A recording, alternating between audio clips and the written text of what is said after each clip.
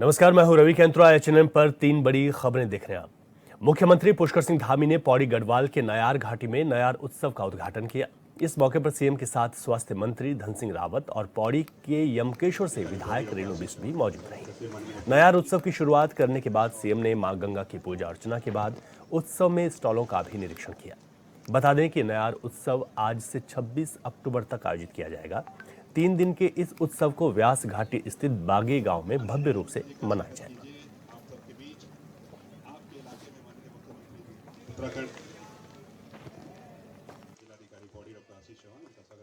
हमारा प्रयास है कि इस महोत्सव के माध्यम से पर्यटक यहां आए, हमारी स्थानीय संस्कृति, हमारी परंपराएं वह भी आगे बढ़े।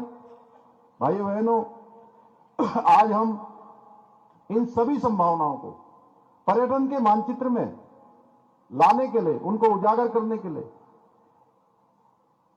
ही ऐसे 3 दिवसीय नयार महोत्सव का आयोजन यहां पर किया जा रहा है। हम सभी जानते हैं कि हमारे राज्य के अंदर साहसिक पर्यटन के क्षेत्र में भी अनेक संभावनाएं हैं और साहसिक पर्यटन का केंद्र बिंदु हमारा राज्य है। और इस प्रकार के महोत्सव से जो हमारे साहसिक पर्यटन के खेल हैं, उन खेलों को भी बढ़ावा मिलने वाला है। यहां पर राफ्टिंग हो रही है, मैं देख रहा हूं। पहले राफ्टिंग केवल एक स्थान पर होती थी, 2 स्थान पर होती थी। आज राफ्टिंग के भी नए डेस्टिनेशन खुल रहे हैं। राफ्टिंग करने वाले आएंगे तो निश्चित रूप से इस क्षेत्र में व्यापार भी बढ़ेगा, लोगों की आर्थिकी भी बढ़ेगा, उनका काम भी बढ़ेगा। आने वाले समय में पर्यटक यहां आएंगे तो नए होम स्टे खुलेंगे। हमारी बहनें स्वयं सहायता समूह की जो आज एक से एक अच्छा उत्पाद बना रही है। जब मैं वहां से निकल रहा था, मैं, धन सिंह जी, विधायक जी, हमारे सभी लोग, तो इतना अच्छा वो तिल की चटनी बना के लाई है, घर से दाल की पकौड़ी बना के लाई है। उसको देखते ही मुंह में पानी आ जाता है। और इनके जो ये उत्पाद हैं, ये व्यंजन हैं, इनको भी पूरी देश दुनिया के अंदर पहचान मिलेगी। भाइयों बहनों, हम सभी जानते हैं कि हमारे यहां पर अपार संभावनाएं हैं और हमारी सरकार का भी प्रयास है कि जितनी भी संभावनाएं हैं, चाहे वो साहसिक खेलों के क्षेत्र में हो, चाहे वो इको टूरिज्म के क्षेत्र में हो, या हमारी बहनों को, हमारी मातृशक्ति को, उनको अनेक अवसर देने के हों, हम इसको हर संभावनाओं को खोजते हुए इन सभी को एक प्रमुख केंद्र के रूप में विकसित करना चाहते हैं। यही नहीं, जहां इस प्रकार के हमारे पर्यटक आएंगे, एंगलिंग के माध्यम से भी इस क्षेत्र में जिसकी अपार संभावनाएं है। मैं देख रहा था देहरादून से श्री पंत जी और उनकी पूरी टीम आई हुई है। कोई लैसीडोल से आया हुआ है, कोई मारचूला से आया है, कोई अल्मोड़ा से आया है, अनेक क्षेत्रों से आए हैं। तमाम लोग मुझे मिले हैं यहां पर। ये हमारे न केवल पर्यटन को सशक्त बनाएंगे, बल्कि हमारी जो जैव विविधता है, जैव विविधता की प्रतीक हमारी जो राजकीय मछली है महासीर, उसके संरक्षण को भी बढ़ावा मिलेगा। जो पहले के समय में रेणु बिष्ट जी ने यहां से बताया कि वो धीरे धीरे लुप्त हो रही है। आज हमारा भी सौभाग्य, आज शुभ दिन, हमारे हाथ से भी यहाँ पर जो है मछलियां हम सब लोगों ने भी छोड़ी। हमने भी उनको गंगा जी में अर्पित किया। यहाँ पर आने वाले समय में वह भी एक हमारे पर्यटन का एक बड़ा केंद्र, बड़ा माध्यम बनने वाली है। मुझे यह भी बताया गया है कि इस फेस्टिवल के माध्यम से जो साहसिक गतिविधियों के अलावा जो गंगा पथ है, उसकी ट्रैकिंग और गंगा आरती जैसी गतिविधियां भी यहाँ शामिल की गई हैं, जिससे जो हमारी पौराणिक 4 धाम यात्रा है, उस 4 धाम यात्रा के जो ऐतिहासिक महत्व हैं, उस महत्व को उजागर करने के लिए भी गंगा पथ पर सैर का आयोजन किया जाएगा। साथ ही धार्मिक पर्यटन को विशेष महत्व देते हुए हर शाम देवप्रयाग में गंगा आरती का आयोजन भी किया जाएगा। इन कार्यक्रमों से हमारी इस नयार घाटी में पर्यटन की जो अपार संभावनाएं हैं, उन अपार संभावनाओं को चार चांद लगेंगे, अपार संभावनाओं की वृद्धि होगी। भाइयों बहनों, हमारी सरकार इस पूरी घाटी को ओम वैली के रूप में विकसित करने का भी प्रयास कर रही है, जिसके बाद से अंतर्राष्ट्रीय पर्यटकों के लिए यह आकर्षण का एक प्रमुख केंद्र बनेगा। हमारी सरकार राज्य में पर्यटन के विकास के साथ साथ विभिन्न योजनाओं के माध्यम से जन जन के स्तर को सुधारने के लिए भी प्रतिबद्ध होकर निरंतरता के साथ प्रयास कर रही है। और अब बात करेंगे आज की दूसरी बड़ी खबर की। देहरादून के परेड ग्राउंड में आज सैकड़ों की संख्या में उत्तराखंड क्रांति दल के कार्यकर्ताओं समेत कई संगठनों के लोग एकत्रित हुए। भू कानून मूल निवास की मांग को लेकर कार्यकर्ताओं ने सीएम आवास कूच किया, लेकिन मौके पर मौजूद पुलिस ने बैरिकेड लगाकर प्रदर्शनकारियों को रोक लिया, जिससे नाराज प्रदर्शनकारियों ने जोरदार प्रदर्शन किया। तांडव रैली में यूकेडी के प्रदेश अध्यक्ष पूरण सिंह कटहैत समेत यूकेडी के कई वरिष्ठ नेता भी मौजूद रहे। इस मौके पर पूरण सिंह कटहैत ने कहा कि हमारी लड़ाई जल, जंगल और जमीन को बचाने की है और इसी वजह से आज राज्य के अलग अलग जगहों से आए लोग सड़कों पर उतरे हैं।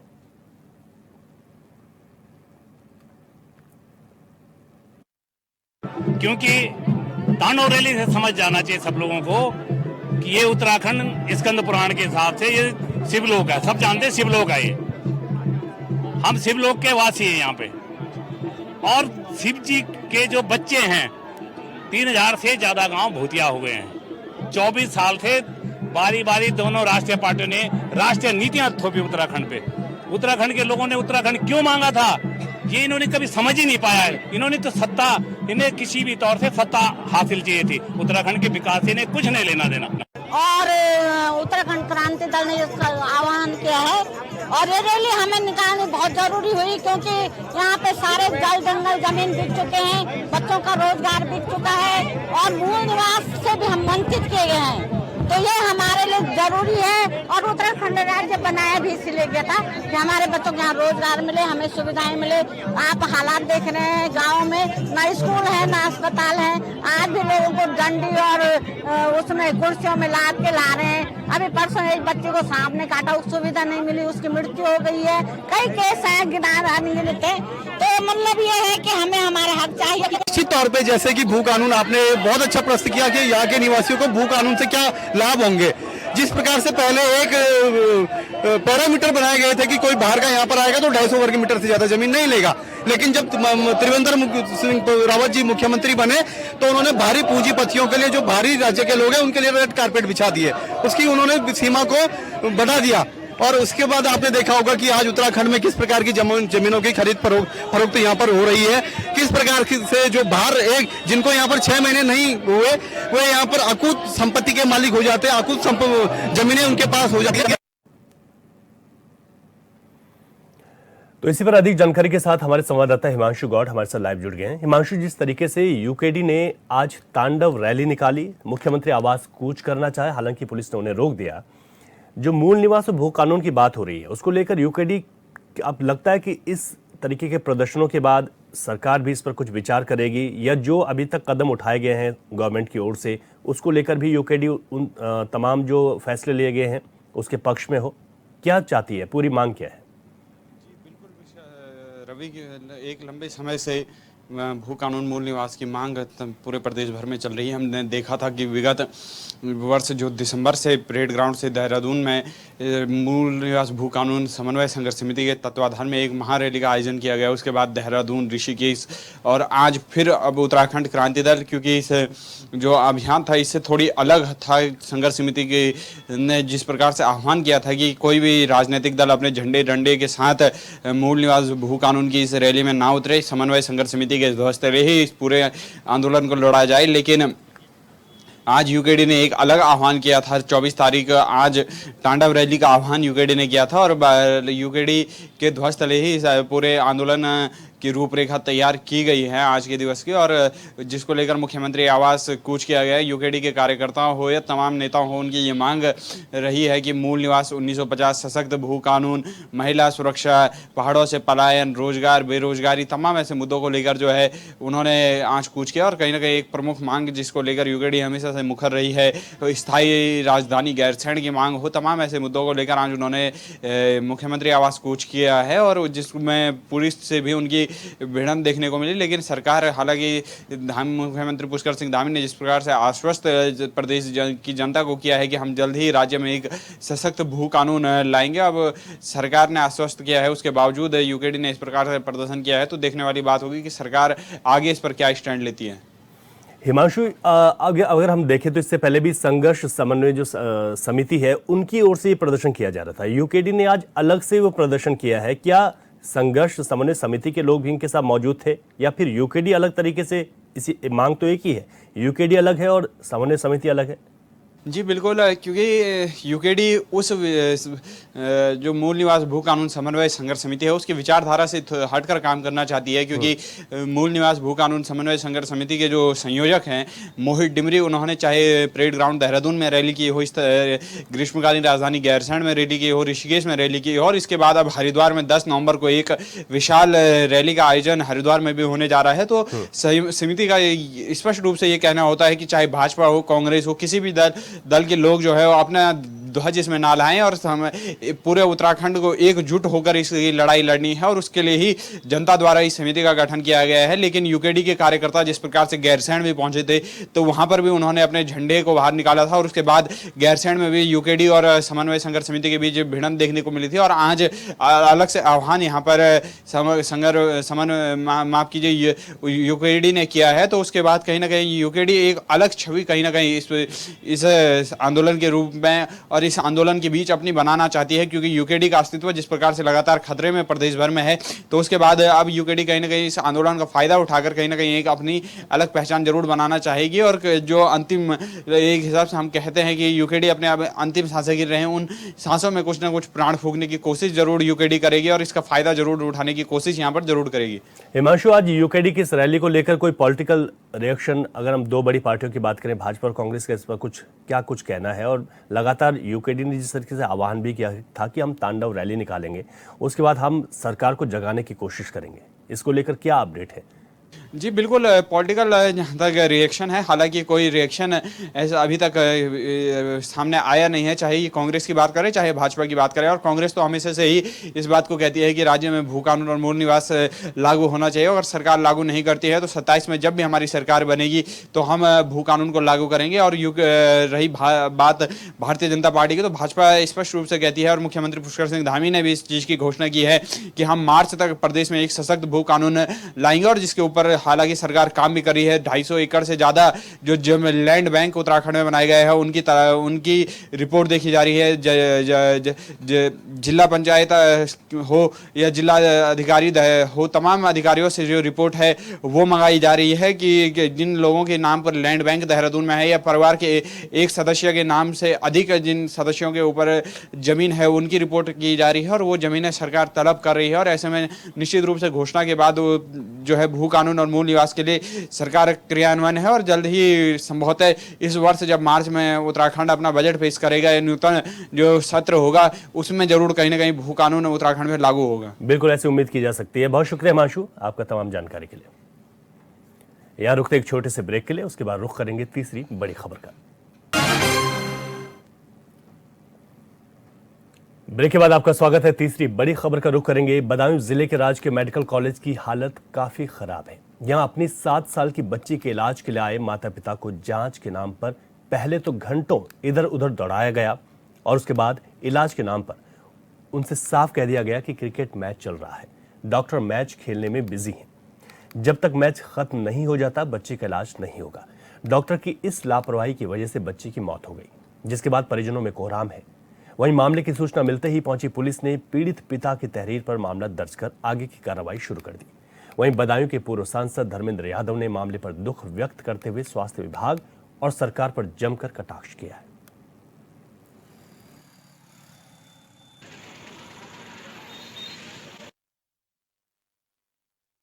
सुबह से सर यहाँ पे घूम रहे हैं, इनसे कह रहे हैं सुबह ऑक्सीजन की जरूरत है, बच्ची को ऑक्सीजन की जरूरत है। सुबह से इधर से उधर घुमा पा रहे हैं, क्या वो सर आ रहा है, सर आ रहा है, सर खेल रहे हैं, मैच कहते हैं, मैच खेल रहे हैं। वो आधे घंटे में आ गए, 1 घंटे में 9 बजे से बच्ची खत्म हो गई सर।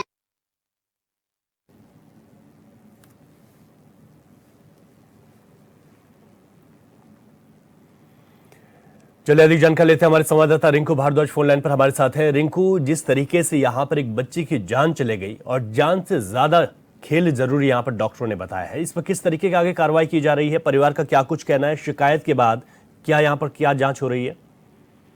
देखिए रवि, बता दूं, जिस प्रकार से डॉक्टरों के द्वारा क्रिकेट खेलने को लेकर ये जो मामला सामने आया है और इलाज की से पहले क्रिकेट जरूरी हो गया इन डॉक्टरों के लिए, इसमें एक मासूम की मौत हो गई। और वहीं जब पीड़ित ने इस पूरे मामले को लेकर इधर से उधर भागदौड़ की तो डॉक्टरों ने इलाज के लिए हाथ खड़े कर दिए और कह दिया कि पहले क्रिकेट उसके बाद इलाज।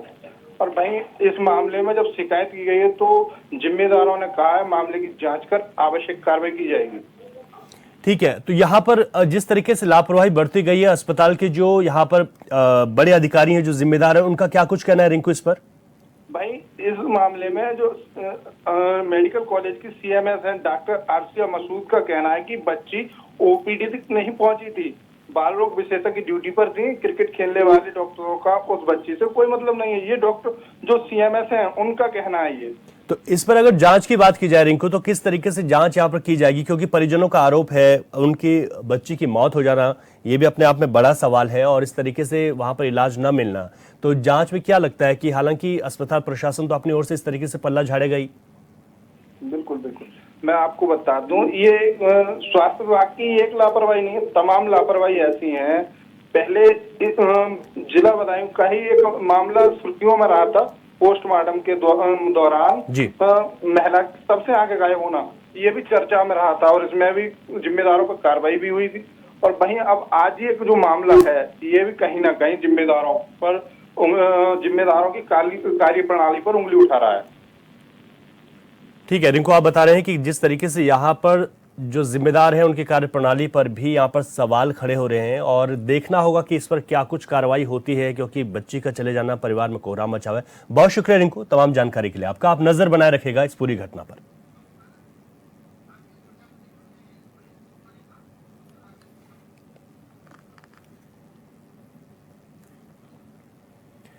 और इस वक्त हमारे साथ डॉक्टर राकेश प्रजापति भी जुड़ गए हैं, सपा के वरिष्ठ नेता हैं। आपका बहुत स्वागत है HNN पर। और जिस तरीके से ये घटना हुई बदायूं में, जान से ज्यादा खेल जरूरी, जो परिवार ने आरोप लगाए हैं, हालांकि अस्पताल प्रशासन कह रहा है कि ऐसा कुछ नहीं है। आप लोगों का क्या कुछ इस पर कहना है कि कैसे न्याय मिलेगा परिवार को? देखिए, ये घटना राजकीय मेडिकल कॉलेज की पहली घटना नहीं है जी। आए दिन राजकीय मेडिकल कॉलेज में शासन प्रशासन की लीपापोती की जाती है। अभी थोड़े दिन पहले की भी घटना है कि वहां पर मरीजों के पैर खुतर दिए गए थे चूहों द्वारा जी। मच्छरों की समस्या से पूरा मेडिकल कॉलेज हमेशा रहता है। यहाँ तक कि ये होता है कि जो मरीज जाते हैं उनके साथ जो देखभाल करने वाले लोग होते हैं वो तक वहां जाकर के बीमार पड़ जाते हैं जी। इस तरीके की घटना है। ये माननीय अखिलेश यादव जी और हमारे पूर्व सांसद धर्मेंद्र यादव जी के अथक प्रयासों से समाजवादी पार्टी की सरकार में मेडिकल कॉलेज बनाया गया था, लेकिन पूरी तरीके से यहाँ पर व्यवस्थाएं चौपट हो चुकी है। कई महीने तक वहां पर कर्मचारियों को वेतन नहीं मिलता है। इसमें देखिए, कर्मचारी डॉक्टर की तो लापरवाही है ही, लेकिन मैं सीधे जो हमारे उप मुख्यमंत्री हैं ब्रजेश पाठक जी, वो कई बार कई जगह पर जाकर के मुआयना कर चुके हैं, लेकिन हर जगह लापरवाही का इतना बुरा आलम है, शासन प्रशासन की कुछ चल नहीं रही है और पूरी तरीके से शासन व्यवस्था और मेडिकल व्यवस्था ध्वस्त हो चुकी है। कोरोना काल में ये ऑक्सीजन प्रोवाइड नहीं कर पाए। समाजवादी पार्टी ने 500 करोड़ रुपए का अस्पताल बना दिया और एक लगभग 1.5 से 2 करोड़ रुपए खर्चा होना था ऑक्सीजन का प्लांट लगाने के लिए।